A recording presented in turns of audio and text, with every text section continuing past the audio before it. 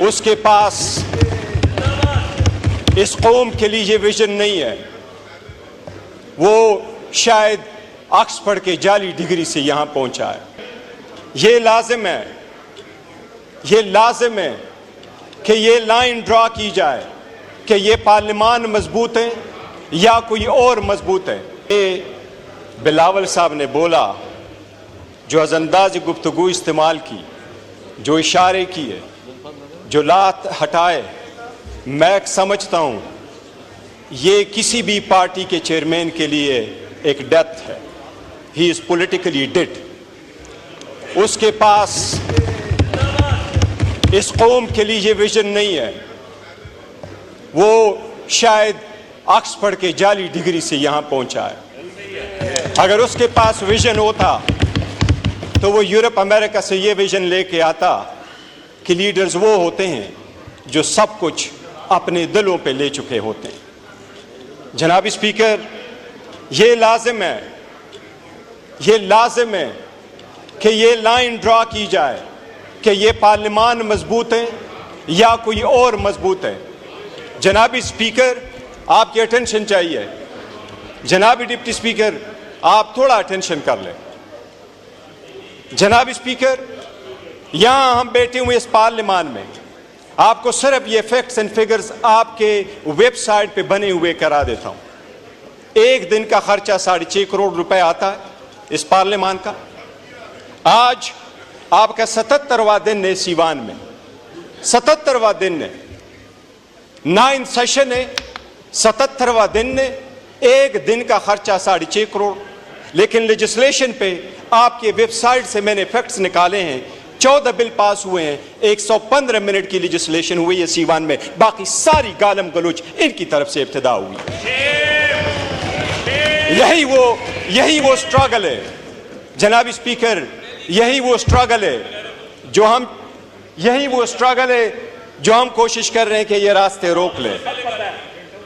यही वो स्ट्रगल है जो हम कोशिश कर रहे हैं कि 115 मिनट की लेजिस्लेशन हो जाती है 77 दिनों में 6 करोड़ 50 लाख एक दिन के खर्चे पे। ये कौन लोग कर रहे हैं जिनके पास एजेंडा चलने का नहीं है? ये एजेंडा कौन चलवा रहा है? ये आपने हमारे साथ 30 तारीख की आपके मिनट्स मेरे पास मौजूद है।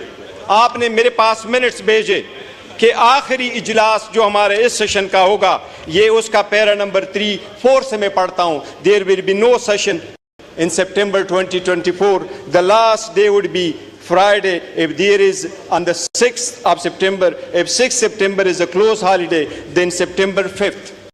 जनाब स्पीकर, कल जिस तरीके से जिक्र किया है ख्वाजा आसिफ साहब ने, कल भी ख्वाजा आसिफ साहब बाहर गए थे।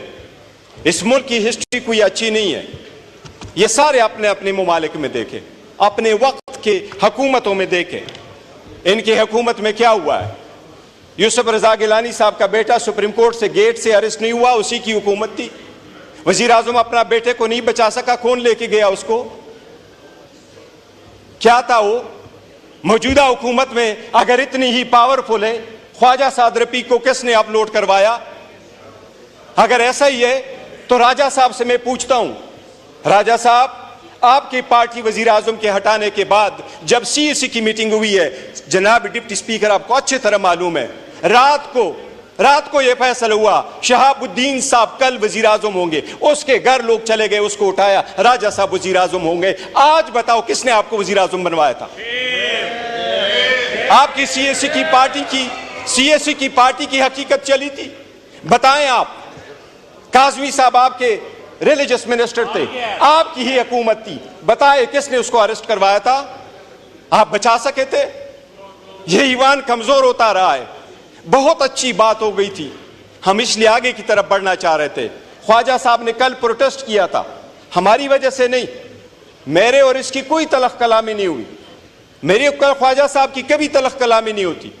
पर एक बात जरूर हुई थी, ख्वाजा साहब ने कहा, और मैं कभी नहीं कहता जिस तरह ट्वीट की बात हो रही है, जनाब स्पीकर, ये जो जगह बैठी हुई है, हम बैठे हैं, ये हमारा ट्रुथ एंड रिकंसिलिएशन कमीशन नहीं है कि यहां एक दूसरे की सटल कर दे कि आप कितने बुरे थे, मैं कितना अच्छा हूं, आपने कितने लोगों को ज़द-ओ-कोब किया, मैंने कितने ज़द-ओ-कोब किया। लेकिन यह बात आपको वसूख के साथ कैसा हो, पूरी दुनिया कहती है कि आपकी हुकूमत में सबसे ज्यादा ह्यूमन राइट्स वायलेशन हुए। इतनी करज रखो कि यह मान लो।